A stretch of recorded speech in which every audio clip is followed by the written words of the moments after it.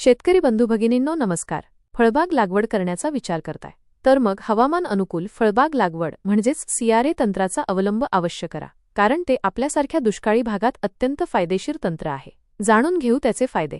या तंत्राने लागवड केलेली रोपे जगण्याचे प्रमाण जास्त आहे. वारंवार पडणाऱ्या दुष्काळातही बाग तग धरून राहते. रोपांची वाढ चांगली होते. पाने, फांद्या व बुंध्याचा घेर वाढतो. कमी खर्चात वृक्षांची जोमाने वाढ होते.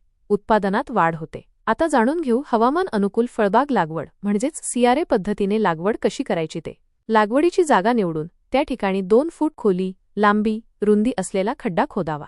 3 ते 4 इंच व्यासाचे 3 फूट लांबीची पीव्हीसी पाईप 4 खड्याच्या 4ही कोपऱ्यात सरळ उभे राहतील असे रोवून घ्यावेत. माती, शेणखत, रासायनिक खतांच्या मिश्रणाने खड्डा 1.5 फुटांपर्यंत भरून घ्यावा.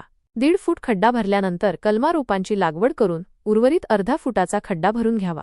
4ही पाईपमध्ये सुरुवातीस अर्धा फूट गांडूळ खत, शेणखत व त्यानंतर 1.5 फूट चाळलेल्या बारीक वाळूने किंवा जाडी भरडी वाळूने भरून घ्यावा. यानंतर हळूवार पीव्हीसी पाईप उचलून घ्यावेत. रोपा कलमांना सिंचन द्यावे. पाईप उचलल्यानंतर 2 फूट खोलीचे सलग वाळूचे कॉलम तयार होतील. त्यामुळे दिलेली खते आणि पाणी थेट मुळाशी जाते.